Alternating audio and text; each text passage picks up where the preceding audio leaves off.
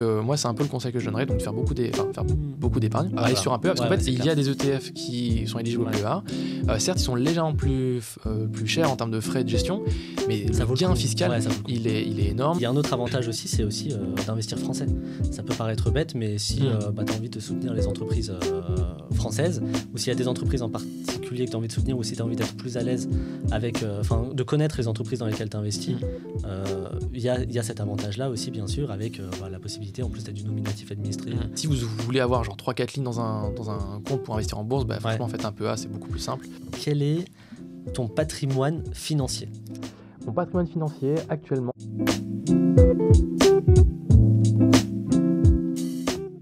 Bonjour à tous, aujourd'hui j'ai la chance d'accueillir Axel Paris sur Finfluence. On va pouvoir discuter un petit peu avec Axel. Donc Axel crée du contenu depuis maintenant plus de 10 ans sur YouTube. Ça fait 3 ans qu'il a vraiment professionnalisé ça sur les finances et l'investissement. Et donc merci Axel d'être là. Est-ce que tu peux nous parler un petit peu de toi aujourd'hui ? Merci Joanne pour l'invitation. Écoute, ça fait très plaisir d'être avec toi dans un super cadre. Du coup, pour me présenter un peu rapidement, donc moi c'est Axel, je fais du contenu sur YouTube depuis, comme tu l'as dit, 10 ans. En fait, j'ai commencé en faisant des vidéos un peu de tout n'importe quoi. J'ai fait des jeux vidéo, des effets spéciaux, des tutoriels sur du graphisme. Donc j'ai commencé aussi à lancer des formations sur Udemy, où en fait j'expliquais aux gens comment créer des jolis sites web, des jolis logos, des choses comme ça. Et après, j'ai commencé un peu à le professionnaliser. Donc, j'ai commencé à parler un peu du statut de la micro-entreprise. Et j'ai vu en fait que, d'un point de vue business, ça pouvait ouvrir des opportunités. Et du coup, j'ai commencé à le prendre plus sérieusement. Et donc, ça fait 3 ans en fait que je professionnalise ça. Donc, du coup, j'en ai fait une chaîne YouTube où je parle donc de micro-entreprise. Et après, par extension, comme je commençais un peu à gagner ma vie avec et que moi, j'étais du genre à beaucoup épargner et à pas beaucoup dépenser, du coup, soit j'épargnais, soit je faisais rien de cet argent. Et donc, je me suis dit que je vais commencer à l'investir. Je pense que c'est un peu comme ça que tout le monde a commencé. Tu as sûrement dû commencer comme ça aussi. Tu as de l'argent de côté et tu dis qu'est-ce que je vais en faire. Et donc j'ai commencé un peu à investir. Et je me suis dit pourquoi pas en faire des vidéos pour expliquer un peu mon expérience, par quoi je suis passé, etc. Et après, par extension, donc là j'ai parlé un peu d'investissement. Et après, dans la sphère de l'investissement, il y a plein de sujets. Il y a des comptes d'épargne, il y a la bourse, il y a l'immobilier. Et en fait, moi-même, du coup, j'expérimente chaque pilier. Et en fait, j'essaie d'en faire une vidéo qui explique comment fonctionne chaque pilier. Et donc, en fait, chaque expérience que moi j'ai. En gros, moi, la vision que j'ai sur ma chaîne et mon contenu, c'est vraiment d'expliquer avec transparence ce que je fais. Donc, typiquement, si je parle d'immobilier, moi je vais pas faire une vidéo sur les X manières d'investir dans l'immobilier et des manières que j'ai jamais expérimentées. En gros, je vais faire une vidéo qui explique voici mon projet immobilier que j'ai fait, voici combien j'ai mis d'apport, combien j'ai dépensé. En fait, je vais essayer de tout expliquer pour vraiment tout décortiquer étape par étape pour expliquer aux gens en fait finalement comment on arrive jusqu'à là et surtout vraiment tous les frais cachés. Parce qu'en fait, il y a plein de formateurs qui vont pas vous dire que par exemple faire une SCI, créer une SCI, ça coûte de l'argent. Et en gros, ça coûte à peu près 330 € pour ouvrir une SCI. Et ça, c'est des frais que la plupart des gens omettent. Et donc, moi, je trouve que c'est important de rappeler le temps que vous allez y passer, les autres différents frais, donc frais d'agence, frais de chasseur, etc. Et donc, tous ces frais-là, moi, je veux vraiment mettre une grosse lumière dessus et que ce soit très clair et que ce soit très concret, tout simplement. Et donc, je fais du coup pour l'immobilier, mais aussi pour la bourse. Donc, je vais parler, par exemple, du PEA, des différentes enveloppes fiscales. Donc aussi, il y a un peu ce volet sur la fiscalité qui m'intéresse pas mal. Et voilà, je pense que c'est un peu aussi ton cas. Je pense qu'en gros, quand tu commences à t'intéresser à la bourse, tu commences aussi à t'intéresser beaucoup à la fiscalité, parce que la fiscalité va aussi avoir un impact sur ta performance et tout ça. Donc voilà un peu tous ces sujets-là que je fais. Et en fait, tout ça, je le fais en parallèle du coup je faisais pendant mes études. Donc en gros, moi, j'ai fait un bac+5 que j'ai tout juste terminé la fin d'année dernière. Et là, actuellement, du coup, j'étais en alternance et j'ai pris mon CDI dans cette alternance. Et du coup, je suis à 4/5e, donc je travaille 4 jours sur 5 dans cette boîte en tant que développeur web. Donc c'est à la base de formation, je suis développeur. Et du coup, je fais cette partie, on va dire, création de contenu, création de vidéos, etc. et gestion des chaînes YouTube, du coup, le soir et week-end. Et après, je fais plein d'autres trucs. Donc je suis un peu, on va dire, si je vais me présenter, je dirais que je suis un peu un slasher, donc un peu un multi-entrepreneur, je fais plein d'activités, tout ça. Et en fait, ma vision, c'est un peu de tout tester et de supprimer un peu ce que j'aime pas. Mais pour le moment, comme j'aime tout, je garde tout. Donc ça, c'est un peu le problème de faire plein de choses. Voilà. Non, mais c'est vrai que ça, on en avait parlé avec Roman et Clément, justement, du fait que toi, tu avais cette capacité d'aller et dans l'immobilier, et dans la bourse, et dans l'entrepreneuriat. Je pense qu'on va parler de tous les sujets, parce que j'ai vu dans les questions qu'ont posées les abonnés, tu avais de l'immobilier et tu avais de la bourse. Donc ça serait très intéressant. Et en fait, c'était quoi le déclic? Parce que tu as fait de l'entrepreneuriat, tu as accumulé en gros du cash, tu t'es dit, bon, bah, je vais investir ce cash. Quel a été le déclic pour partager, pour devenir finfluenceur et vraiment partager ce que tu faisais en investissement et ce que tu faisais en gestion financière? En fait, c'est venu vraiment étape par étape. Donc, je faisais du contenu sur le graphisme. Ensuite, on a commencé à me poser la question, pour être graphiste, il faut être freelance. Donc, c'est quoi le statut? Est-ce qu'il vaut mieux que je crée une société, une micro-entreprise, etc. À l'époque, c'était une auto-entreprise. Et du coup, j'avais fait une grosse vidéo sur l'auto-entreprise qui avait bien marché. Et là, à ce moment-là, quand j'ai fait cette vidéo, j'avais quelques partenaires. Donc, c'était à l'époque Shine. Donc, c'est des banques en ligne qui proposaient d'ouvrir un compte et de créer sa micro-entreprise. Et donc, j'ai commencé déjà à être rémunéré sur ça. Donc, déjà, je me suis dit, déjà, la niche, on va dire, entrepreneuriat, société, etc., ça rapportait plus que le graphisme. Donc, déjà, je trouve qu'il y avait une opportunité sur ça. Donc, juste d'un point de vue business, mais aussi d'un point de vue, moi, ce qui m'intéressait, j'avais pas fait le tour du graphisme, mais ça m'intéressait un peu moins en moins. Et le côté un peu fiscal, le fait d'être pédagogue sur quelque chose que personne n'explique. En fait, la plupart des vidéos sur la micro-entreprise qu'il y avait à cette époque, c'était une vidéo de 6 minutes qui expliquait la micro-entreprise, vous ne pouvez pas passer de charge, vous allez payer des cotisations sociales, et c'est tout. Et vraiment, il n'y avait pas de concret, il n'y avait pas de... Il ne parlait pas de TVA notamment. Tu vois, et ça, je trouvais ça fou.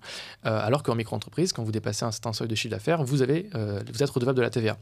Et du coup, j'avais envie de faire ce contenu-là plus pédagogue sur la fiscalité. Et du coup, en lien avec ça, donc comme j'ai fait sur la micro-entreprise, donc moi, je commence à gagner un peu plus de sous. Et après, les gens... En fait, avec les questions, c'est un peu ça qui va m'aider à créer des contenus. Donc la question, ça va être, je suis micro-entrepreneur, j'aimerais investir en bourse, ou alors j'aimerais épargner plus, ou alors j'aimerais faire quelque chose. Et ce quelque chose-là, je vais essayer d'y répondre. Et soit je me pose la question en me disant, mais tiens, c'est vrai, comment est-ce que je ferais ça? Ou est-ce que j'ai déjà la réponse? Donc par exemple, comment investir? Et en gros, je dis, j'ai déjà investi, je vais faire une vidéo en expliquant comment j'ai investi. Okay. Et c'est aussi simple que ça. Là, par exemple, qu'est-ce que tu conseillerais à quelqu'un qui se lance, qui commence à créer une source de revenus complémentaire, un side hustle, ou carrément qui se lance totalement en tant que micro-entrepreneur? Qu'est-ce que tu lui conseillerais pour investir?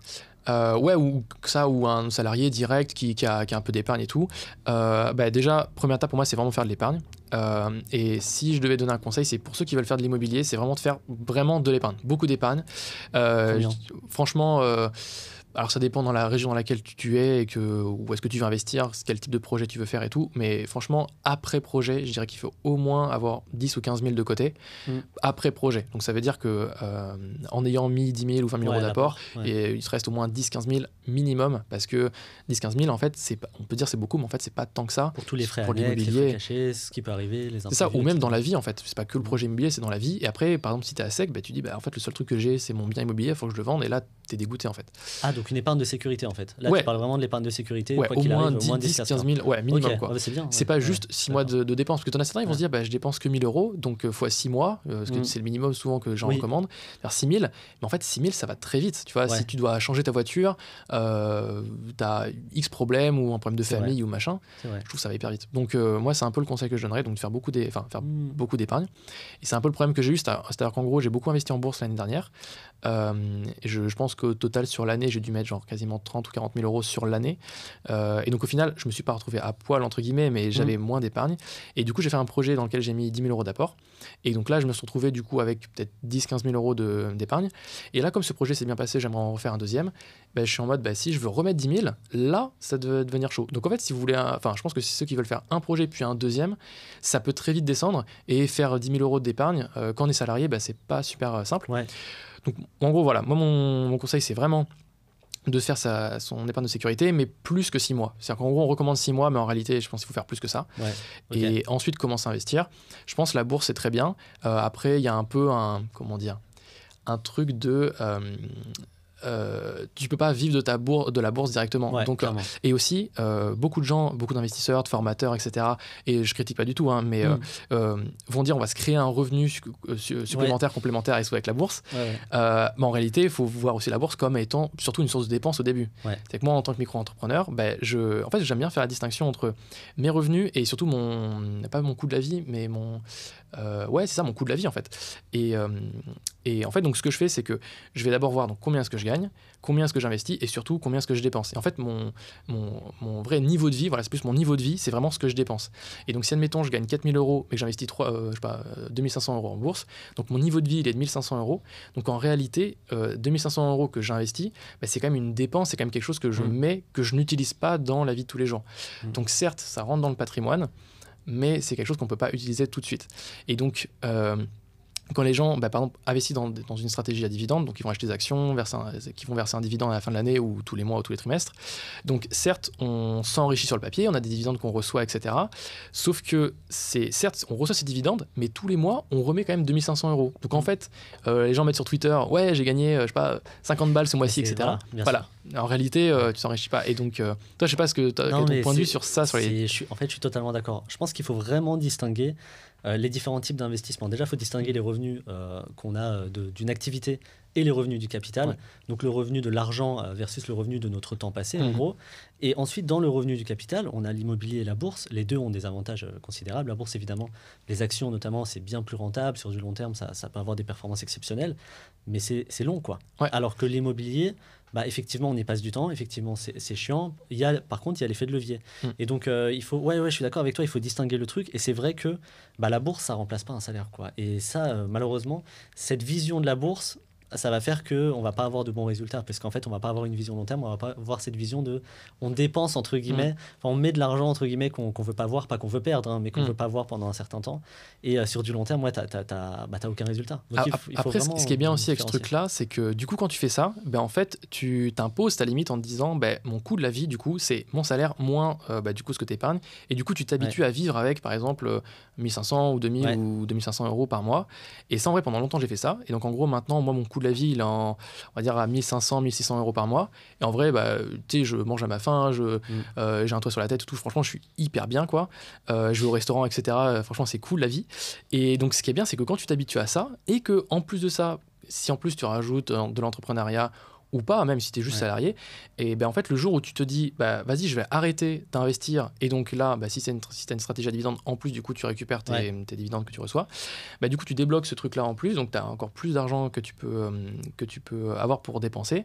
Après, je pense qu'il faut juste faire attention à ne pas augmenter son niveau de vie trop vite. Et ce qui est cool, c'est que quand tu t'habitues justement pendant 10-15 ans à être à ce niveau-là, en fait, il faut vraiment s'habituer juste je pense progressivement augmenter, mais pas trop vite, tu vois.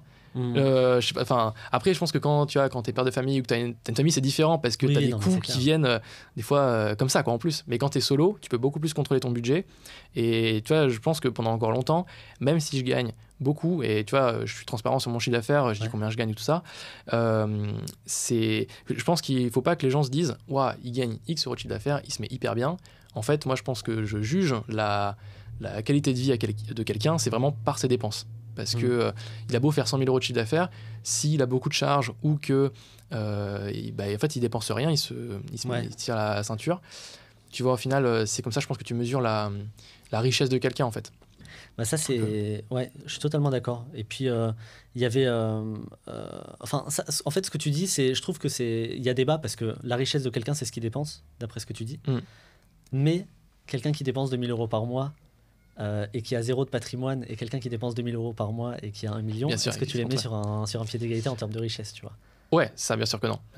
Mais ce que tu as dit un truc ultra intéressant par rapport au fait que, en gros, tu vois tes revenus, puis ensuite, en gros, tes charges, puis après, tu as ton reste à vivre, et ton reste à vivre, il est à peu près de 1500, 1600. Ouais. Et c'était un truc, dis-moi ce que tu en penses, c'était un truc justement que je m'étais dit, que j'avais partagé, que en fait, la gestion d'une entreprise, à partir du moment où tu savais, par exemple, analyser une action et analyser une entreprise, tu étais capable, ou toi-même, en tant qu'entrepreneur, d'analyser ton entreprise, et tu es capable d'analyser tes propres dépenses. Par exemple, en gros, ton chiffre d'affaires, c'est tes revenus, puis ensuite, tu vas avoir tes charges, puis tu vas avoir ton bénéfice net, donc en gros, un peu ton reste à vivre, avec lequel, soit tu l'utilises pour, entre guillemets, des loisirs, même si pour l'entreprise, un peu différent, soit tu l'investis, soit tu en fais autre chose, etc. Qu'est-ce que tu penses de ça, du fait que finalement, la gestion d'argent au sein d'une entreprise et la gestion d'argent au sein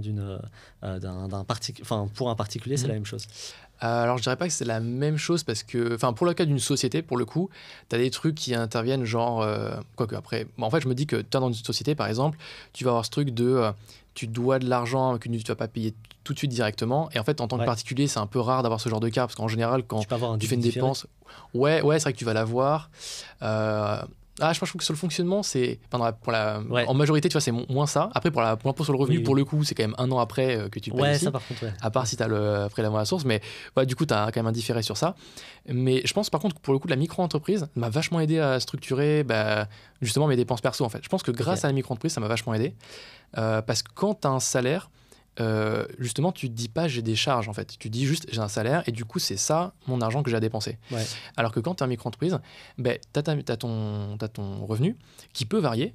Donc déjà aussi, il faut que tu fasses gaffe en te disant peut-être qu'il faut que j'épargne pour les mois où j'aurai moins. Alors qu'un salaire, tu dis c'est fixe, donc j'aurai moins, ce truc-là, c'est plus garanti, ce qui n'est pas forcément le cas. Mais du coup, tu as ça. Tu sais aussi que tu dois prévoir ta future dépense de tes cotisations sociales.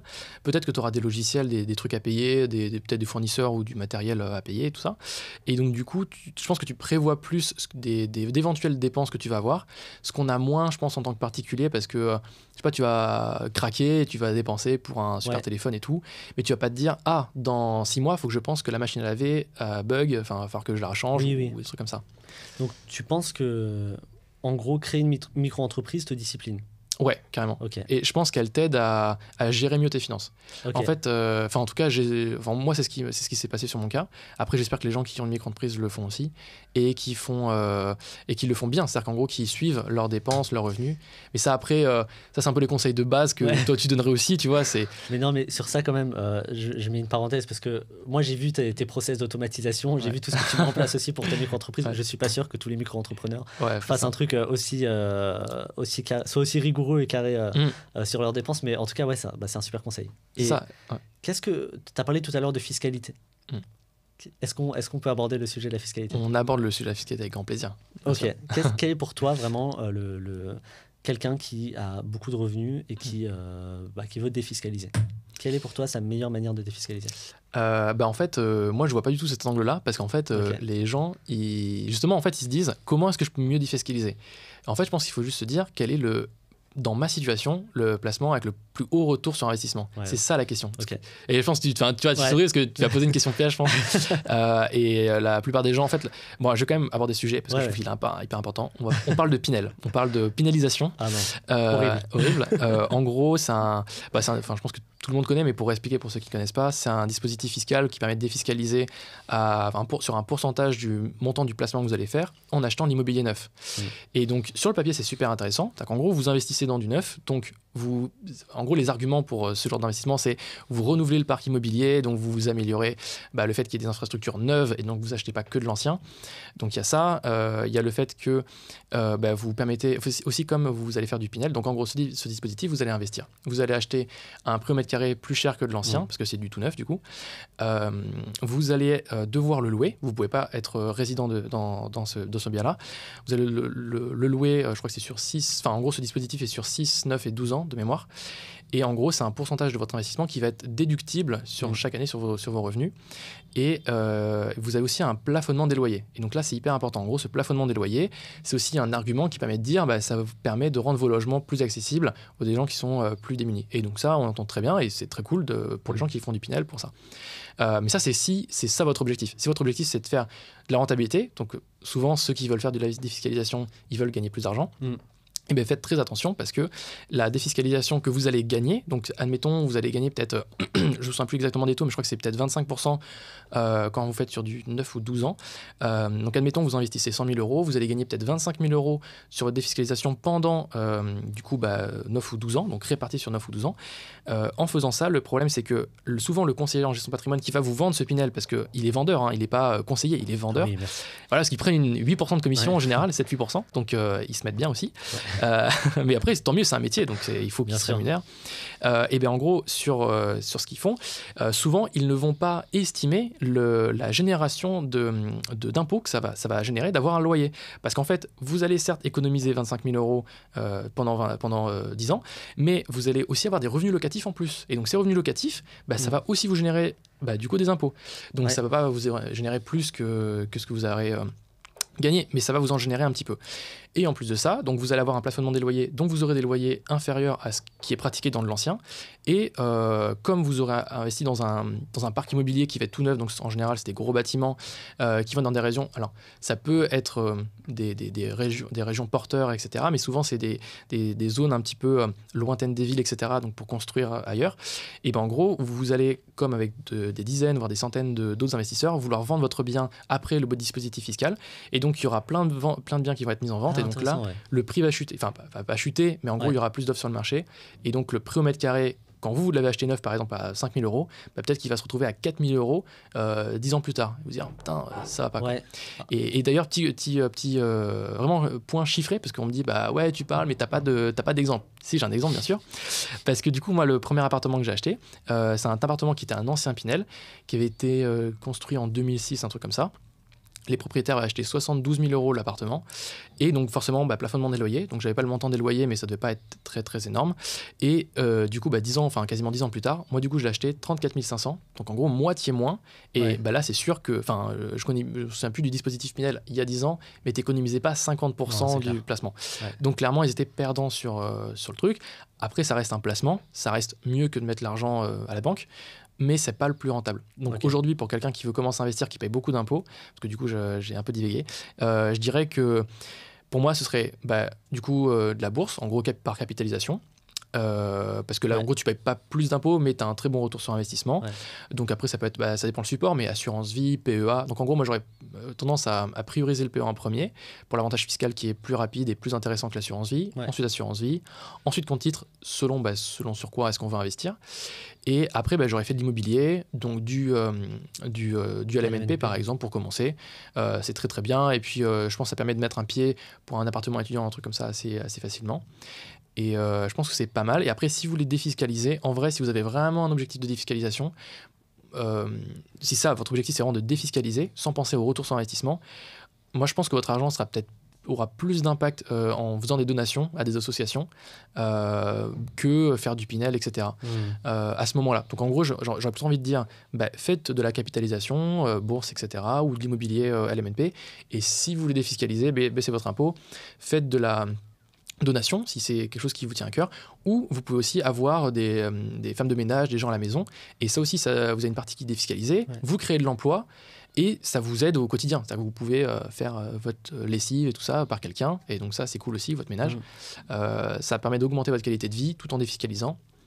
Donc voilà, je pense qu'en gros, il ne faut pas se dire je vais faire que de la défiscalisation, je pense qu'il faut faire une partie de défiscalisation et surtout une partie investissement autre, mais pas le focaliser. Toi, je sais pas, tu avais un conseil particulier sur la partie des fiscs Franchement, c'est déjà merci pour le Pinel parce que j'entends encore aujourd'hui que voilà, la pinélisation c'est une bonne chose, merci. Donc c'est clair, le Pinel, moi je suis d'accord avec toi, après, je pense que tu as bien résumé le truc. Après, il y a des Pinel qui sont rentables, mais c'est pas... c'est quel pourcentage à ton avis? Franchement, je vais pas dire des faux chiffres, tu vois, mais je sais que c'est pas beaucoup. En tout cas, pour de vrai, vraiment tous ceux que je connais qui ont fait du Pinel, vraiment, ont fait de la moins-value. Je ne connais pas un qui en fait une plus-value à la revente. Et donc, si on ajoute à ça le fait que le loyer était plafonné, donc il n'était pas comme à de l'ancien, en fait, c'est moins rentable pour le coup. Et puis, les locataires sont entre guillemets moins haut de gamme. Et donc, potentiellement, il y a plus de loyers impayés. Ça, je n'ai pas de stats, mais je pense que peut-être c'est sûrement lié. Ok. Et puis après, en défiscalisation, moi je suis d'accord avec toi, il faut regarder d'abord le retour sur investissement. J'avais fait un calcul par rapport au PEA et au compte titre, tu vois, qui comparait en fait l'avantage entre guillemets d'investir sur un compte titre par rapport au PEA en prenant en compte la fiscalité. Et finalement, en fait, il fallait juste que tu aies en fonction des montants, bien sûr, ça dépend, mais globalement, 1,5% de plus, c'est une moyenne sur le compte titre. Ça veut dire que si tu as 4%, si tu as 7% par an sur ton PEA, que tu as 10% sur ton compte titre, c'est plus avantageux d'investir sur ton compte titre. Tu vois alors là, je serais curieux de voir ce calcul-là. Parce qu'en gros, le compte titre, si on rentre vraiment dans le détail de la fiscalité pour apporter, on va dire, de la valeur, mais en gros, la fiscalité en bourse, c'est séparé en deux. Plus-value et dividende. Plus-value, c'est toujours 30%. Dividende, il y a une partie qu'on paye à l'étranger, une partie qu'on paye en France, en gros. Quand tu as un PEA, il y a toujours cette partie que tu payes à l'étranger. Donc, quand on a des actions allemande sur un PEA, polonaise, peu importe, on paye toujours cet impôt étranger qu'on ne peut pas récupérer parce qu'on ne paye que des cotisations sociales sur un PEA. Tout à fait.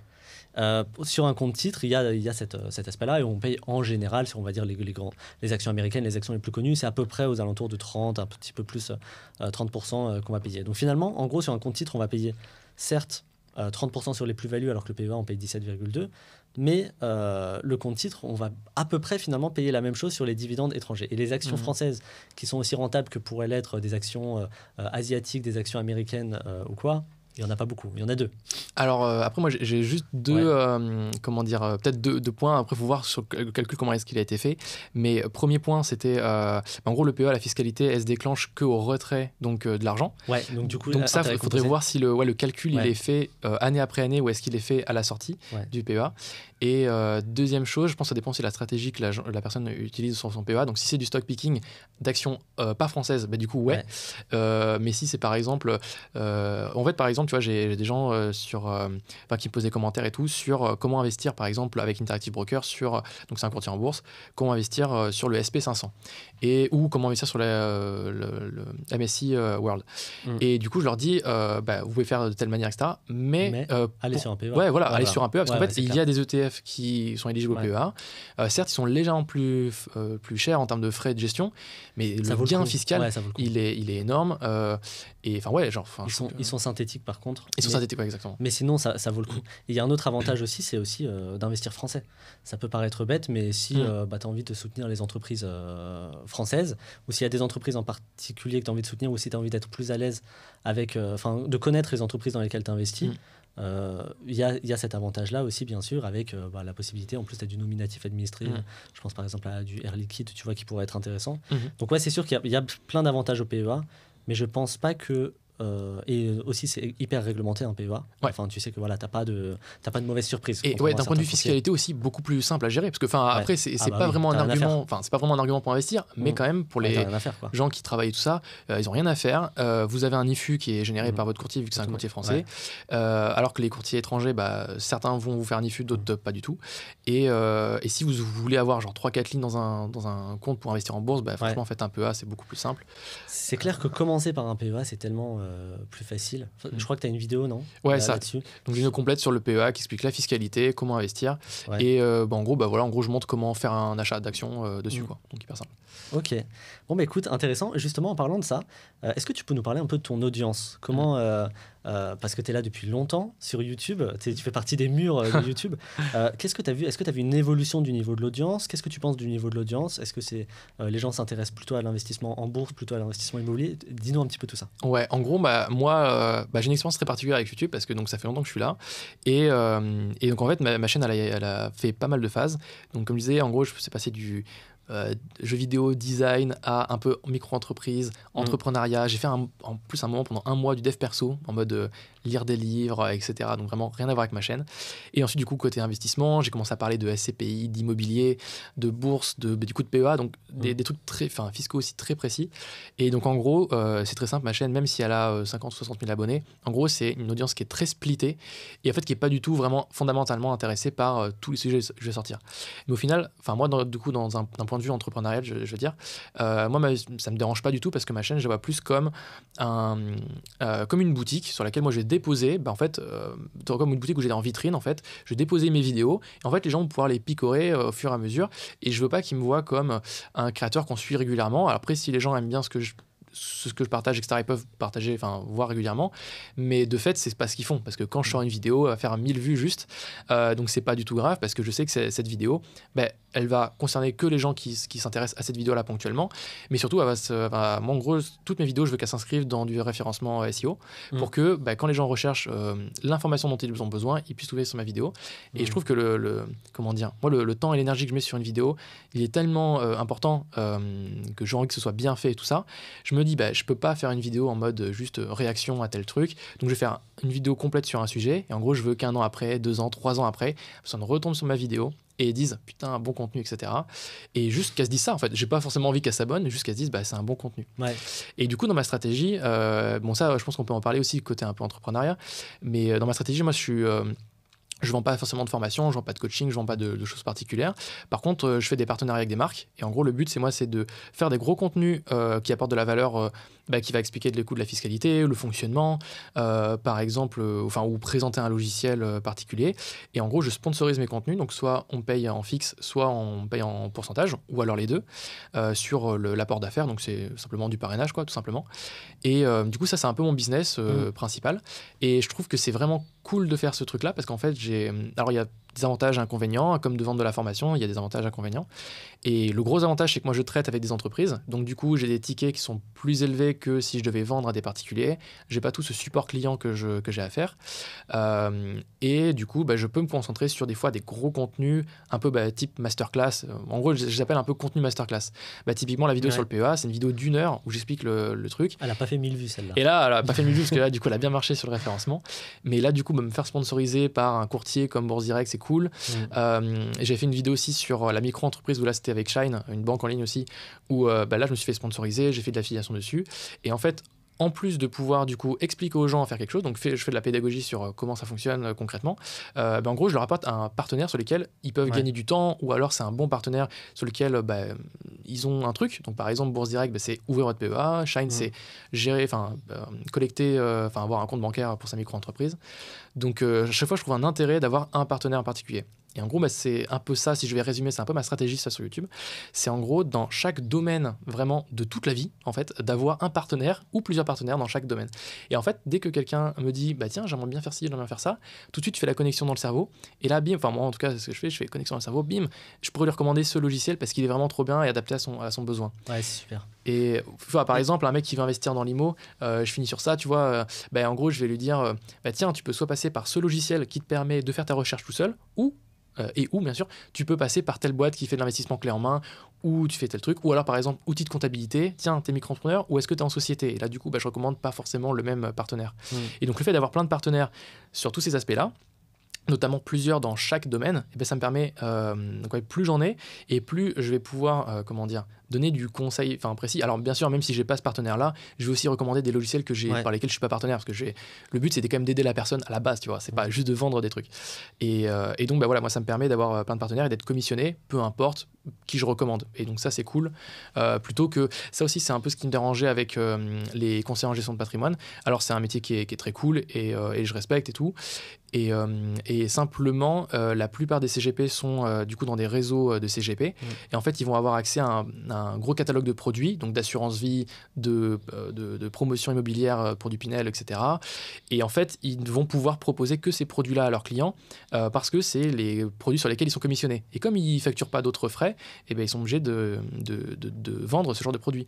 Et je trouve que c'est un peu dommage parce que souvent, la plupart des CGP vont recommander une assurance vie alors que les gens n'ont même pas de PEA. Et moi, d'un point de vue, de mon avis en tout cas, je pense que le PEA est à mettre avant l'assurance vie. Et c'est le conseil que je donnerais si j'étais CGP.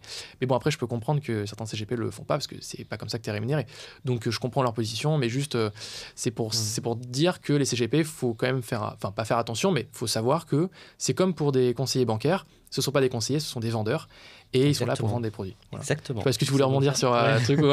Non, mais c'est exactement ça. En fait, il y a personne d'autre que vous qui ne gérera mieux votre argent que vous, en fait. Donc, il n'y a rien de mieux que l'éducation, la sensibilisation, voir peut-être des gens de confiance où vous savez que, certes, ils sont rémunérés, mais totalement transparents avec leurs frais, parce que là, au moins, vous aurez vraiment toutes les cartes en main. Et l'idée, c'est ça ce qui est génial avec la finfluence aujourd'hui, c'est qu'il y a énormément de youtubeurs, de créateurs de contenu sur LinkedIn, sur Instagram, sur TikTok. On a... un pléthore de possibilités entre guillemets, et donc même en tant que particulier on a la possibilité de comparer, et de comparer, on n'a pas une personne qui nous dit voilà, faut faire ça. Non, on se dit ok, moi j'ai une situation singulière, qu'est-ce que je peux faire. Et c'est intéressant ce que tu disais pour les partenariats. En général, c'est plus trop le cas aujourd'hui quand même, hein. Mais je sais qu'il y a quelques années sur YouTube, c'était pas forcément bien vu de faire des partenariats. Je fais une question un peu challengeante, mais volontairement, tu vois. Qu'est-ce que tu penses de la rémunération justement par le partenariat? Est-ce que tu penses que tu arrives quand même à garder ton intégrité par rapport à ça ou pas? Et ta transparence. Je pense que c'est pas facile parce que en fait, plus on va avancer. En fait, au tout début, je pense que c'est pas trop grave parce que t'as pas une grosse audience. Donc, en fait, le peu de partenariats qu'on va te proposer, c'est tout de suite hyper alléchant. On va te proposer des fois des 500 000 euros pour faire une vidéo. Tu vas dire, waouh, c'est trop bien, on me paye pour une vidéo, j'ai trop envie, quoi. Et du coup, des fois, la marque peut être regardante, elle peut t'envoyer un script en disant, tiens, c'est ça que tu dois dire et tout ça. Ouais. Donc, ça, c'est vrai que c'est un petit peu relou. Quand t'as pas une grosse audience, c'est pas très grave. Mais après, c'est vrai que je pense que plus tu évolues et plus tu te dis, peut-être tu prends du recul et tu te dis, il faut que je fasse quand même attention et que j'ai pas envie de salir un peu mon image et tout. Et du coup, c'est une question que je me pose tous les jours, en fait. Entre, est-ce que il faut que j'aille... Enfin, en fait, plus ça va et plus c'est challengeant parce que plus potentiellement, t'es bien rémunéré pour des partenariats qui sont potentiellement pas si ouf que ça et donc pour lesquels t'es pas forcément trop chaud. Ça m'arrive franchement tout le temps. On en a parlé juste avant d'ailleurs. En gros, s'il y a des courtiers qui vous proposent des assurances vie, etc. Et en plus, franchement, ça peut être hyper alléchant. Et encore plus dans le domaine crypto, un moment l'année dernière, j'ai reçu vraiment beaucoup de mails de trucs de NFT, de crypto, etc. Et en fait, ils te payent vraiment des sommes, c'est délirant, des fois des 2-3 000 euros cash comme ça pour te faire la vidéo. Et c'est vraiment pour recommander de la merde, quoi. Et donc, ça, c'est vraiment catastrophique. Donc, je sais pas trop comment faire, quoi. C'est un deal à... Est-ce que tu te dis, moi, je sais qu'il y a passé un certain nombre d'abonnés sur Boursogramme, je commençais à me dire, en fait, je commence vraiment à avoir une responsabilité.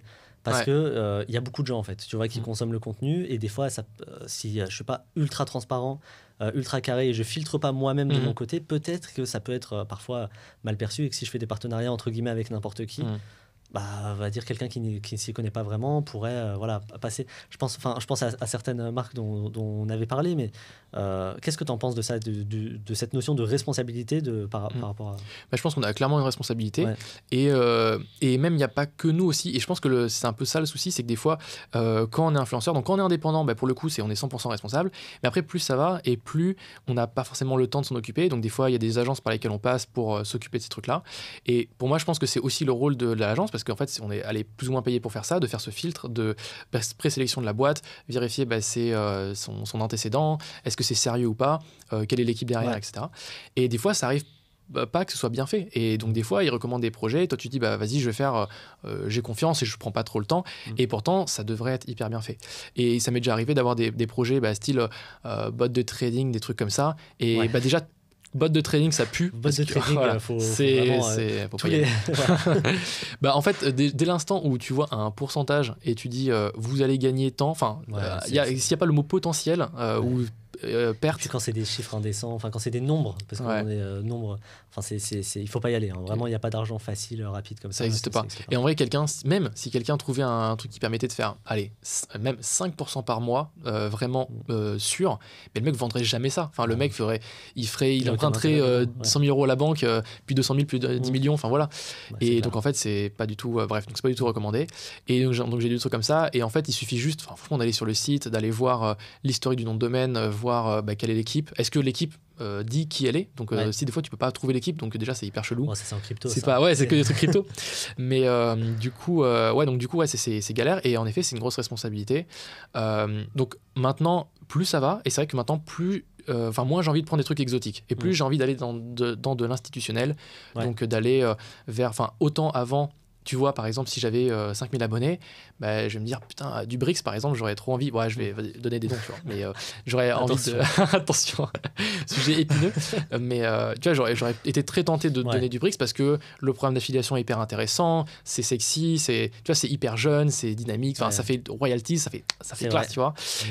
Mais voilà, quand tu regardes derrière les chiffres, tu dis que les projets sont pas forcément rentables, tu sais que tu as eu des retards de paiement des locataires, tu as eu des impayés, ils investissent dans des villes qui sont pas forcément pas des grosses villes, donc c'est un peu excentré. Donc bref, ça c'est l'analyse de Brix, et tout ça pour dire que j'aurais été tenté de faire ça. Maintenant du coup à 50 000 abonnés, j'ai plus du tout envie de me prendre la tête, on va dire, à vérifier si c'est ok et tout, et j'ai plus envie d'aller sur des partenaires type Bourse Direct, Boursorama, des banques, tu vois, des Lydia, des Paypal, des Stripe, des trucs comme ça, des grosses boîtes sur lesquelles je sais que c'est des bons produits, il y a des bons clients, tout ça. Et donc moi, ok, Bah c'est ouais, hyper intéressant. En fait, le fait déjà d'être implanté, de plus avoir cet appât du gain qu'on pourrait avoir au début quand on se lance ça. en créateur de contenu, et cette responsabilité, finalement, tu t'es dit, bah, je préfère avoir des partenariats solides que de toute façon, tu aurais conseillé, tu aurais validé, etc. Mm. Autant que ce soit des partenariats, puisque tu crées du contenu, tu apportes de la valeur, tu travailles, donc autant c'est normal que tu sois rémunéré pour. Ouais. Donc plutôt institutionnel aujourd'hui. Ouais, plutôt ça. Et aussi, donc ça, on en avait parlé juste avant, mais c'était le fait que plus ça va et plus, enfin, je veux, mais il faut des partenaires qui sont solvables. C'est-à-dire que c'est des partenaires qui sont pas shootés à la levée de fonds. Ouais. Et alors, c'est très bien, s'il y a par exemple, Trade Republic a fait une grosse levée de fonds, ils ont du cash, donc ils ont arrosé le marché des finances et des finfluenceurs, donc c'était très bien, et c'est un très bon produit, et je pense qu'ils ont trouvé leur modèle économique. Mais il y a plein d'autres boîtes qui font encore des levées de fonds et qui n'ont pas forcément leur modèle. Et par exemple, je l'ai vu récemment, il y avait une banque qui proposait des comptes gratuits pour les micro-entrepreneurs, donc ils ont arrosé le marché en disant, tiens, pour tous ceux qui recommandent d'avoir un compte, vous gagnez des fois 80-100 balles par ouverture, enfin si vous recommandez quelqu'un. Et en fait, 4 mois plus tard, le compte est devenu payant. Et du coup, c'est chiant parce que tout le monde a eu son compte gratuit. Et en fait, ils ont dû trouver leur modèle économique. Et donc, ça fait que les gens sont pas contents. Et du coup, toi, en tant qu'affilié, c'est chiant parce que tu as recommandé un super produit qui était gratuit. Donc, tu dis, si c'est trop cool, je vais faire gagner de l'argent. Enfin, je vais aider les gens. Les gens, du coup, sont mécontents. Donc, toi, plus ou moins, ça a touché ton image finalement. Ouais. Et en plus de ça, du coup, ils arrosent moins toi en tant que partenaire. Donc, pendant 4 mois, tu as fait du cash. Tu as recommandé un bon produit. Puis ensuite, les gens sont pas contents et tu fais plus de cash. Donc, sur le long terme, c'est pas très intéressant. Et moi et toi comme moi, je pense, on voit vraiment le YouTube et la création de contenu comme un projet long terme. Et donc le but, c'est de se faire un nom et que ce soit qu'on soit respecté dans les années à venir. Donc pour ça, il faut avoir des partenaires qui sont pas levés de fonds, je pense, et surtout qui ont un business économique viable. Donc par exemple pour tout ce qui va être prime de parrainage, etc., faut savoir est-ce que ça va durer encore 1 an, 2 ans, 3 ans, 4 ans et même plus que ça. Et donc moi maintenant, tous les partenaires que j'essaie d'avoir, c'est avec des deals long terme. Et en gros, je veux pas qu'ils me disent tiens, on fait une campagne, pendant 1 mois il y a une promo et puis ensuite il y a plus de campagne, et le seul intérêt qu'il y avait, c'était la campagne. Moi, ça m'intéresse pas. Moi, ce que je veux, c'est un bon produit qui dure et que je recommande longtemps. Okay. Quoi. Donc, c'est vraiment une vision très, très long terme que j'ai sur cette chaîne principale. Ouais. Et après, l'autre chaîne que moi, du coup, je gère, donc en gros, j'ai 2 chaînes, qui est une chaîne dédiée au courtier Interactive Broker, où là, j'ai un positionnement qui est totalement différent. Où là, ma chaîne principale, je vois plus comme du coup une vitrine, où là, je vais mettre des gros produits, donc des grosses vidéos donc pédagogiques avec un partenaire. Ouais. Ou plusieurs partenaires. Et mon autre chaîne, c'est vraiment créer une communauté autour du courtier Interactive Broker, qui est un courtier en bourse, et qui est un très gros courtier que j'utilise du coup personnellement pour investir. Et en gros, je vais faire des vidéos sur le courtier, et le but, c'est de fidéliser les gens, de les expliquer comment fonctionne la plateforme. Donc, c'est des tutos de très bas niveau, genre comment faire ci, comment faire ça, comment faire sa déclaration d'impôt, et tout ça. Et du coup, c'est une autre stratégie. Et là, l'avantage, pareil, ce courtier-là, comme ça fait des années qu'il existe, on a pu mettre en place un partenariat qui est très long terme. Et donc, c'est très cool parce que je sais que dans 6 mois, la chaîne va continuer de grossir et je vais continuer à vivre de ce projet. Ouais, c'est clair. Donc, c'est une obligation. En fait, c'est l'idée toujours de rester avec des institutionnels, c'est-à-dire d'être OK avec le fait d'être rémunéré, et tout le monde est OK avec ça, c'est-à-dire que tout le monde comprend ça, mais d'apporter énormément de valeur et d'être parfaitement transparent du début à la fin. C'est ça. Est-ce que tu veux qu'on passe aux questions des abonnés ? Ouais, allez. Alors, je te coupe un petit peu, mais parce que je vais être sûr qu'on ait vraiment le temps de tout faire. Alors, je vais retirer mon mode avion. On a Elliot qui nous dit quels sont tes objectifs pour 2024. Alors, il y a déjà 2023, mais quels sont tes objectifs ? Alors, à court terme, on va dire, parce qu'en vrai, 1 ou 2 ans, c'est très court terme, ça va très vite. Moi, en gros, pour rappeler un peu ma situation, du coup, je suis toujours salarié de cette entreprise en tant que développeur web, quand même. Et du coup, je fais donc ma société. Donc, en fait, avant, j'étais en micro-entreprise, je suis passé en société, en SASU. Et donc, cette SASU fait le regroupement de toutes mes activités entrepreneuriales. Donc, c'est ma chaîne principale, sur laquelle où je vais avoir les revenus YouTube, je vais avoir l'affiliation, les vidéos sponsorisées, le partenariat, l'apport d'affaires, etc. Mais aussi l'autre chaîne avec Interactive Broker et les autres événements. Donc si je fais des événements physiques, si je fais des coachings, des accompagnements, enfin bref, si je fais tout n'importe quoi, toute la partie entrepreneuriale, c'est dans la partie SASU, et je vais avoir mon CDI. Et donc ça, du coup, c'est vraiment mes 2 grosses sources de revenus principales. Après, je vais avoir de l'immobilier que j'ai à côté, et je vais avoir du coup de la bourse, mais comme on l'a vu, c'est pas spécialement une source de revenus. Donc ça, c'est vraiment des à côté. Voilà, je vais avoir ces 2 projets-là, on va dire, CDI et activité entrepreneuriale. Et donc, jusqu'à présent, comme j'étais en micro-entreprise et que je gagnais, donc j'avais fait 65 000 € de chiffre d'affaires l'année dernière, donc ça m'a permis, en fait, juste après que payer mes cotisations, j'ai pas beaucoup de charges. Donc tout le reste, en fait, j'investissais ça en bourse, j'épargnais et j'investissais principalement. Donc c'est ce qui m'a notamment permis d'investir quasiment plus de 40 000 € l'année dernière. Et cette année, c'est totalement différent, puisque je suis en CDI. Et donc, avec ce CDI-là, ça me permet de vivre et d'épargner tranquillement, me refaire une épargne dont on a parlé juste avant. Et la SASU, du coup, je ne me sors rien, donc je ne me sors pas de salaire, je ne me sors pas de dividende pour l'instant, je fais du cash pour me dire j'ai de la trésorerie et comme ça, je vais pouvoir voir venir dans les années futures. Et notamment, je me dis que ça va être pour moi un très bon levier pour après faire un apport pour faire une SCI. Donc en gros, le but, c'est actuellement, du coup, je suis propriétaire d'un appartement en LMNP. J'ai acheté en SCI avec ma maman un immeuble de rapport. Et là, du coup, donc, je suis du coup donc en CDI plus ma SASU. Et l'idée, c'est donc j'ai ma SASU et moi. Et en gros, le but, c'est de faire une SCI où ma SASU a des parts. Moi, j'ai des parts en perso. Et donc, l'avantage, ça me permet de prendre ma trésorerie de la boîte et les mettre en apport dans la SCI. Et donc, de ne pas utiliser l'apport que moi j'ai en titre personnel, comme Axel Paris, mais d'utiliser la trésorerie de la société pour investir. Et donc, de cette manière, faire un projet, donc acheter un bien immobilier, donc peut-être un immeuble, un autre appartement. Donc là, le faire une fois, et si ça marche bien, peut-être le faire une deuxième fois, etc. Et donc, peut-être m'associer avec d'autres personnes pour aller sur d'autres projets. Donc, on va dire, objectif, si je vais récapituler, objectif fin d'année, année prochaine, c'est continuer à faire plus ou moins beaucoup d'argent dans la société, de ne pas avoir beaucoup de charges, avoir beaucoup de résultats, et pour pouvoir préparer un autre projet, peut-être fin d'année, d'immeuble de rapport ou d'un autre projet immobilier, donc pour pouvoir placer cet argent. Voilà, toujours dans cette optique d'investissement. Donc garder le CDI alors. Donc pour le moment, garder le CDI. Et après, on verra. Après, ça dépend le CDI, s'il me garde, si je veux continuer.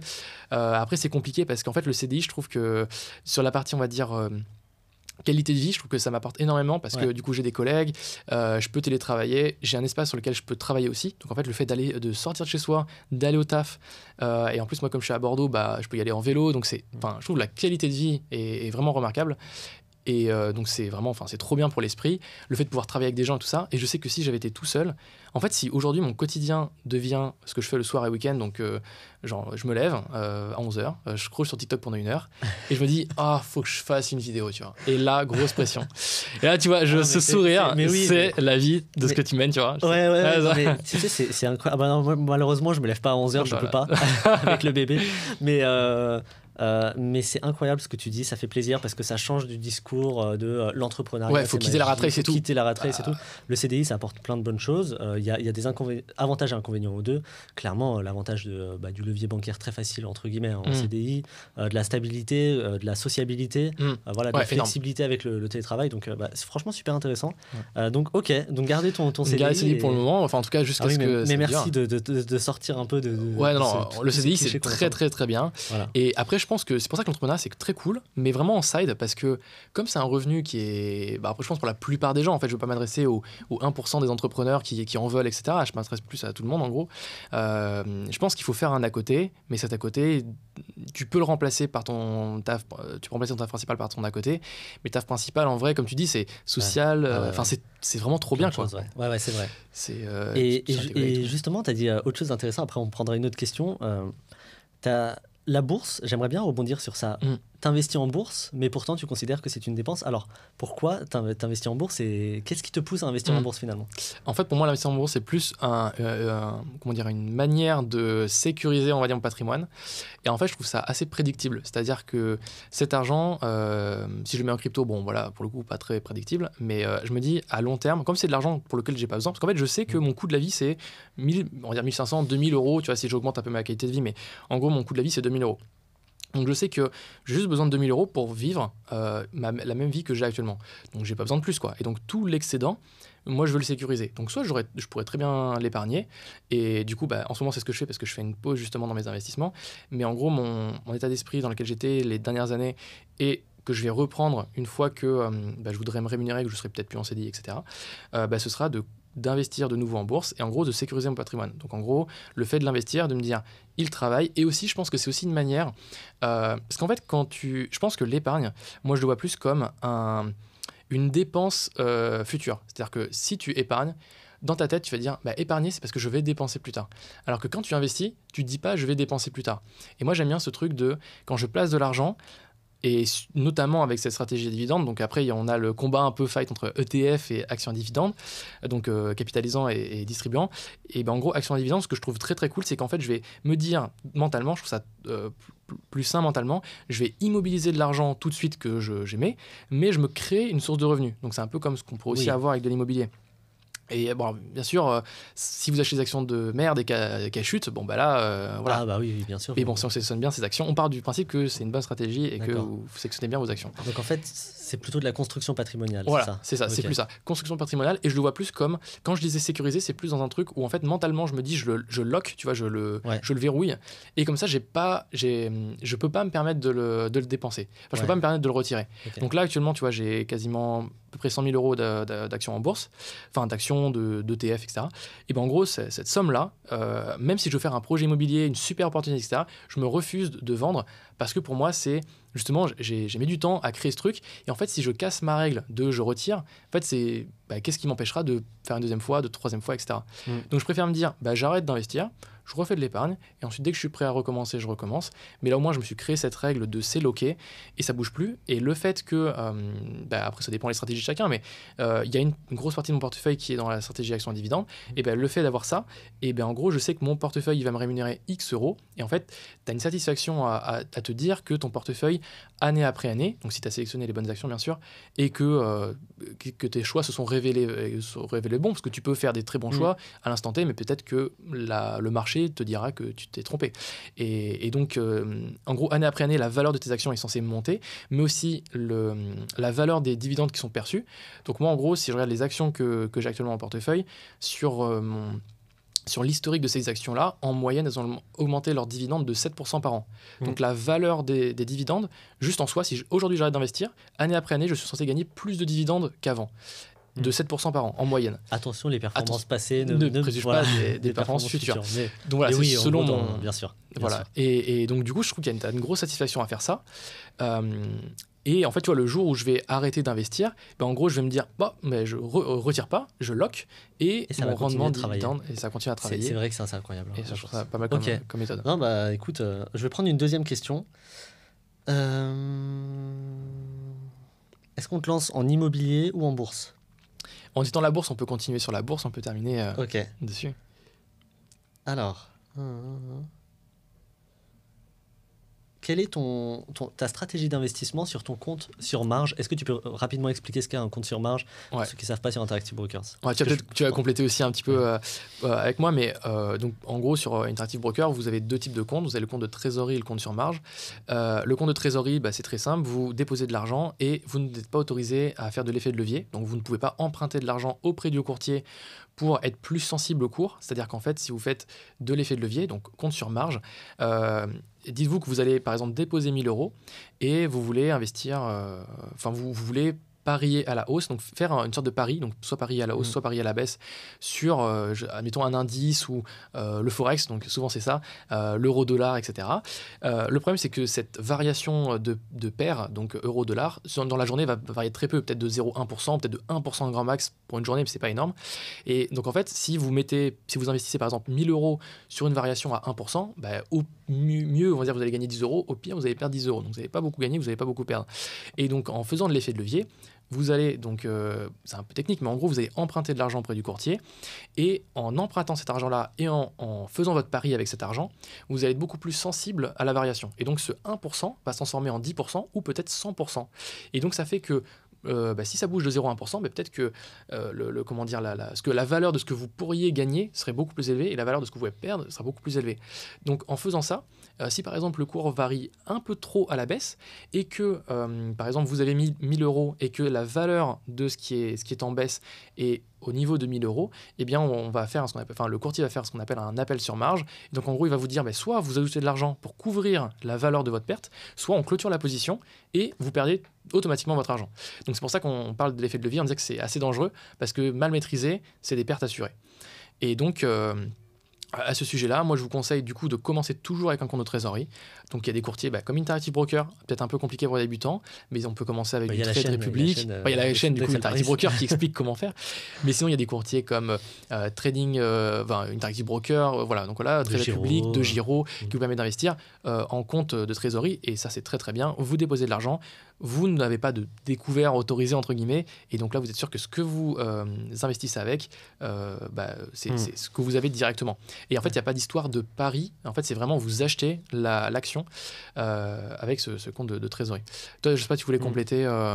Non, mais c'est ça. Enfin, le levier en immobilier, c'est génial et c'est à peu près prédictible, voilà, comme tu dis. Mais en bourse, il faut être professionnel dans le domaine. Sinon, un compte de trésorerie, c'est très bien. Moi, le compte sur marge, c'est pareil. Pas forcément quelque chose que je préconise, voire pas du tout pour des débutants. Et voilà, en fait, pensez à investissement long terme, pensez que vous achetez des sociétés, pas des actions, des sociétés, des entreprises qui sont implantées, que si vous achetez du Coca-Cola, ce que je ne fais pas du tout de conseil d'investissement, mais si vous achetez du Coca-Cola, la bouteille de Coca-Cola, elle est palpable, elle est devant vous, donc c'est comme de l'immobilier, c'est palpable, la bourse. Et voilà, et donc de la trésorerie, restez simple. Pas de levier, c'est comme a dit Axel, comme tu l'as expliqué, c'est justement un coup à tout perdre en termes de capital. Donc je te rejoins là-dessus. Alors quelle est ta stratégie, parce qu'apparemment tu as un compte sur marge. Ouais, c'est ça. En fait, donc mon compte sur Interactive Broker, moi j'ai ouvert un compte de trésorerie du coup, et j'ai ouvert aussi un compte sur marge. L'idée ce serait de tester la stratégie d'options, et donc génial. Voilà, ce serait sur mes actions dividendes, mais honnêtement je me suis pas assez formé, donc je pourrais pas dire exactement. Donc pour le moment j'ai un compte, mais il est vide, il est à sec. Okay. Donc il faut juste que je me forme et que je commence à tester tout ça. Mais justement, en fait, comme j'ai justement très peur pas des répercussions, mais de l'impact que ça pourrait avoir sur... en fait, je sais pas exactement ce que je fais, tu vois. Donc il faut d'abord que je me forme beaucoup, que je regarde des tutoriels, etc., que je me forme. Et une fois que j'aurai fait ça, après, je serai ravi de faire des petits tutos qui expliquent aux gens très simplement comment ça fonctionne et comment le faire avec Interactive Broker. Bon, super. On prend une petite dernière question. Allez, une petite dernière question. Quel est ton patrimoine financier? Mon patrimoine financier, actuellement, alors du coup, je pense que c'est aussi bien de le différencier. Il y a le patrimoine brut qui va être l'ensemble de tous vos actifs, et vous ne comptez pas vos dettes. Et votre patrimoine net, c'est vous prenez tout ce que vous avez, tout ce que vous vendez, mais vous déduisez aussi bien sûr toutes les dettes. Donc si vous avez des prêts, il faut aussi les déduire. Et donc mon patrimoine brut aujourd'hui il est autour de 450 000 euros. Parce que du coup j'ai acheté mon immeuble de rapport, donc là qui a fait un bond de quasiment 200 000 euros de patrimoine en plus. Mais mon patrimoine net du coup, comme il y a la dette qui vient avec l'immeuble, parce qu'il a tout juste été acheté, il est de 215 000 euros à peu près. Donc ça c'est mon patrimoine net, et du coup je suis vraiment très contente de ce patrimoine, parce qu'à la base moi je m'étais lancé un petit défi, donc c'était avant que j'ai les 100 000 euros de patrimoine. Mon objectif c'était d'avoir 100 000 euros de patrimoine net avant 30 ans. Et ça, en vrai, ce serait un bête d'objectif de ouf. Après, il y a des dynamiques différentes. C'est-à-dire que là, comme je suis entré en société. Maintenant, on est société. En fait, on a une réflexion qui est différente. Parce qu'avant, quand tu es micro-entrepreneur, l'euro que tu gagnes, c'est toi en tant que personne, Axel, qui gagne l'euro, quoi. Et quand tu es en société, c'est pas toi qui gagne, c'est la société. Et alors, du coup, est-ce que ton patrimoine, c'est la valeur de ta société qui a cet euro, ou est-ce que tu te dis, est-ce qu'il vaut mieux que cet euro, je me le verse en salaire, tu te prends la fiscalité, et là, tu l'investis, mais du coup, c'est dans ton patrimoine. Écoute, j'ai la même problématique en ce moment pour calcul. Gros calcul compliqué. Ouais. Mais pour le moment, j'ai pas de méthode de calcul. En gros, moi, ce que je ferais, c'est que je prendrais la trésorerie de la boîte et j'estime, en me payant un salaire, tu vois, combien j'ai net pour moi. Et c'est comme ça que je calcule mon patrimoine. En dividende ? Ouais, ça, en dividende ou en salaire. Okay. Mais ouais, tu peux te faire en dividende en mode genre le plus optimisé pour avoir cet argent. Et t'as quel âge, du coup, tu peux le préciser? J'ai bientôt 24 ans là cet été. Ok, donc t'es largement dans les clous pour tes objectifs. On espère, parce que là il me reste quasiment un peu plus de 6 ans quand même pour faire quasiment 800 000 euros, donc ce serait... 1 million. Ah oui, 1 million à tes 30 ans, j'ai cru que c'était 100 000. Ah oui, 1 million de patrimoine net. C'est pour ça que... Génial. Il y a encore du taf. Ok, super. Et ouais, du coup je voulais juste rajouter un truc sur la partie calcul du patrimoine. J'ai constaté un truc qui était assez intéressant justement avec cet immeuble de rapport. Donc très concrètement, en gros mon patrimoine avant, du coup j'avais pas de dette, donc il était à 200 210 000 à peu près. Donc patrimoine brut, patrimoine net 210 000 parce que j'avais pas de dette. Et du coup, j'ai acheté cet immeuble de rapport. Donc en gros, tout de suite, mon patrimoine net, mon patrimoine brut pardon, a augmenté de la valeur du bien. Sauf que la valeur intrinsèque du bien, c'est la valeur du bien que j'ai acheté, hors frais de notaire, plus les éventuels travaux que j'ai faits. Donc ça, c'est la valeur intrinsèque du bien. Donc aujourd'hui, le bien, donc j'ai acheté 156 000, on rajoute genre 26-27 000 euros de travaux. En gros, je tombe à 180-190 000 euros de valeur intrinsèque. Donc je passe de 215 à peu près à plus 190 de patrimoine. Waouh, super patrimoine brut, c'est énorme et tout. Et quand on regarde le patrimoine net, et bien en fait là, ça fait une grosse diff parce que mon patrimoine net, en fait, il va passer de 215 à 190. Oui. Et alors là, pourquoi Parce que 190, et ben en fait, c'est tous les frais que j'ai payés qui ne sont pas inclus du coup dans la valeur du bien. Parce qu'en réalité, ce projet, certes, il vaut 190 000 euros de valeur, mais j'ai dépensé plus puisque j'ai dépensé les frais de notaire, les frais d'agence, les frais de chasseur, les autres frais, par exemple, création d'une SCI. Bon, là, ce sera pas énorme vu que ce sera 300 euros en plus, mais les frais de notaire, les frais d'agence, ça coûte très très vite cher. Et donc, en gros, c'est 40 000 euros dans mon patrimoine net qui ont été absorbés dans mon patrimoine net du coup. Et ce que je voulais juste rebondir dessus, c'est qu'en gros, c'est pas très grave parce qu'en fait, il faut encore une fois avoir vision plus long terme et voir la stratégie que vous avez. Et en gros, sur ce bien-là, moi, du coup, je m'enrichis sur le papier. Donc, avec le remboursement des loyers par les locataires, je m'enrichis d'autour de 10 000 euros net de remboursement de capital avec la trésorerie par an. Et donc, du coup, ça veut dire que pour amortir ces 40 000 euros quasiment, donc c'est un peu moins, c'est 39 000 et quelques, mais bref, c'est 40 000 euros de frais que j'ai eu. Et bien, en gros, c'est-à-dire que pendant 4 ans, je vais du coup remonter la pente de mon patrimoine net et dans 4 ans, année après année, je construis 10 000 euros de patrimoine en plus. Okay. Mais ce que je veux dire, c'est qu'en fait, le calcul, il est hyper simple pour savoir à quel moment est-ce qu'il est rentable ce projet. C'est si je vends le bien avant les 4 ans, je suis perdant. Et si je le vends après, j'ai gagné de l'argent. Et c'est simplement pour dire que quand vous faites un projet immobilier, je pense que c'est c'est pas hyper intéressant, c'est hyper important de mesurer votre patrimoine brut, votre patrimoine net et l'impact du projet sur votre patrimoine net. Et c'est d'ailleurs pour ça, donc pour cette raison-là que je parlais d'avant, de le fait d'avoir de l'épargne de côté, parce que l'épargne, on va tout de suite le voir sur nos livrets parce que ça va chuter d'un coup, mais si vous le voyez de manière globale, on peut aussi le voir de manière globale sur son patrimoine et donc voir cet effet que je trouve très intéressant. Et d'ailleurs, petite reco, je pense que tout le monde connaît ici, mais si vous ne connaissez pas, moi je vous conseille Finari, c'est un outil qui vous permet de suivre votre patrimoine. Et là, en fait, l'impact sur votre patrimoine, il est hyper concret vu que c'est un graphique où vous voyez l'évolution du patrimoine, quoi. Ouais. Donc voilà, je voulais faire une petite bulle sur la partie patrimoine. Non, mais écoute, justement, c'est hyper intéressant à ce niveau-là. Est-ce que tu aurais des... Il y avait une question justement, alors attends, je vais te la citer exactement. Conseil dans l'achat d'une résidence principale. Et donc, je vais peut-être... étayer la question. Étayer la question. Concrètement, tu habites sur Bordeaux. Ouais. Est-ce que tu es locataire, mais tu as acheté en gros pour de la loc, donc un immeuble de rapport. C'est ça. Pourquoi pas une résidence principale ? Qu'est-ce que tu conseillerais aussi à quelqu'un qui se lance là-dedans ? Ouais, faire le choix entre acheter une résidence principale et investir dans l'IMO. Alors, bien sûr, ça va dépendre de si déjà votre choix primaire, enfin votre décision primaire, c'est je veux avoir mon chez moi, je veux être avec ma femme, machin, je veux avoir un bout de jardin, etc. que j'ai pas en étant locataire. Bon la question est vite répondue parce que vous savez ce que vous voulez, quoi. Donc ça c'est clair. Ouais. Par contre, si votre phare d'horizon c'est le financier, donc c'est vous dire quel est le plus rentable et donc vous en foutez un petit peu de votre projet que vous allez faire en fait, là c'est là où ça devient intéressant et c'est là où il faut réfléchir.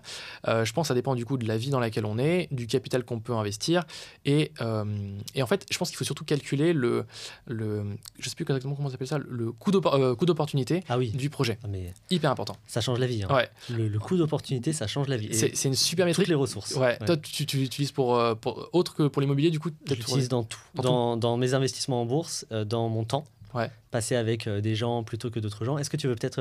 Non, mais vas-y, t'es lancé dessus. En gros, le coût d'opportunité, c'est le fait de se dire combien ça me coûte de faire ce choix plutôt qu'un autre.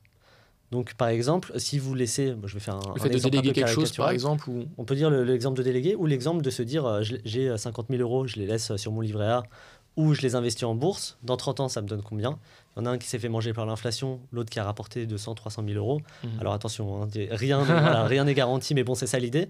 Et finalement, faire le choix de le laisser sur le livret A, ça me coûte 250 000, 280 000, peut-être avec l'inflation, d'euros. Et c'est ça ce que ça me coûte. Et donc, moi, je l'utilise dans tout, c'est-à-dire combien ça me coûte de passer du temps là à scroller sur TikTok typiquement. Mais alors moi je suis comme toi, hein. Ouais. Il y a des moments où je me vois où je me dis mais putain, mais ça fait une heure que je suis là, quoi, tu vois, ça t'aspire.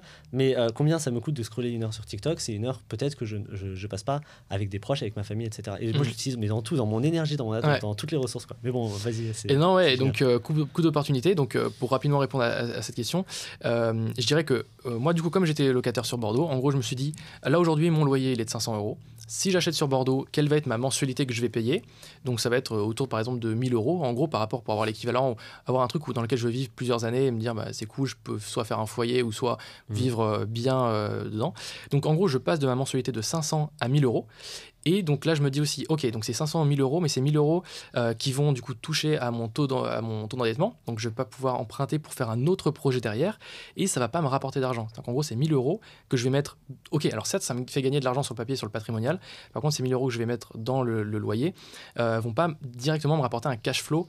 Enfin, pas un cash flow, mais ouais, une source de revenus, quoi. Ouais. Alors que ces 1 000 € de mensualité, si je les mets dans un immeuble de rapport, bah, ça va peut-être me générer, je donne un exemple, voilà, c'est pour donner un exemple, mais si ça me génère par exemple 1 200 € de loyer, et ben en gros, en pondérant, enfin, pas en pondérant, mais en prenant en compte que les banques considèrent 70% des loyers, par exemple, et ben en gros, je passe de 1 000 € de mensualité avec, par exemple, 900 € de revenus considérés par la banque, et donc au final, je n'ai que moins 100 € considérés par la banque. Et donc là, je vais pouvoir refaire un projet derrière. Donc je pense que la question à se poser, c'est de savoir est-ce que vous voulez faire juste un projet ou est-ce que vous voulez enchaîner des projets? Donc pour moi, si vous voulez enchaîner des projets, clairement, n'achetez pas de résidence principale parce qu'en fait, c'est quasiment sûr que ça va vous bloquer. À moins que vous ayez un salaire de médecin, etc. Et donc là, vous avez très large de quoi voir venir. Tous les médecins qui regardent cette vidéo.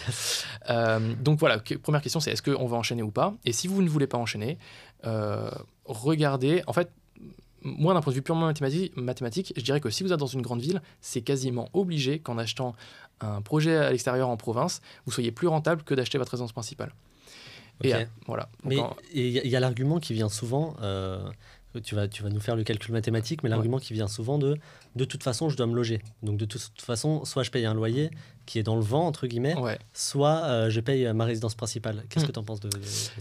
En fait, moi je pense que si vous voulez faire quelque chose, donc c'est-à-dire soit acheter votre résidence principale, donc si vous savez que vous allez faire soit l'un soit l'autre, alors pour moi il vaut mieux investir. Par contre, si vous ne savez pas entre rester locataire ou acheter votre résidence principale, il vaut mieux acheter votre résidence principale. Parce que là, en effet, ça va rentrer dans votre patrimoine.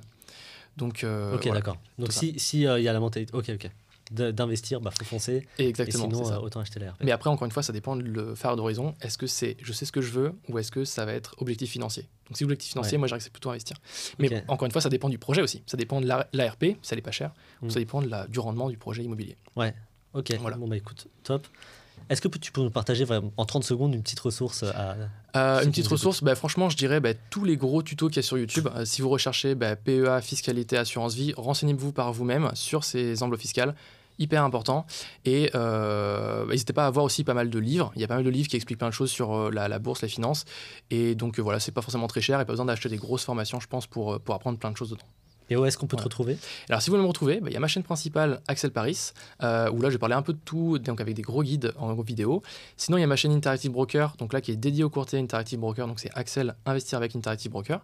Et pour ceux qui veulent un petit peu découvrir un peu mon univers et en savoir un peu plus sur ce que je fais et surtout ma manière de gérer un peu mon argent, j'ai écrit un livre qui s'appelle Le Guide financier des jeunes actifs, donc que vous pouvez retrouver dans les librairies et tout ça. Et donc, voilà, c'est une bonne introduction pour ceux qui veulent démarrer, ou un bon petit cadeau, je pense, pour les neveux pour Noël. Ouais. Voilà. Super. Écoute, merci pour tout, Axel.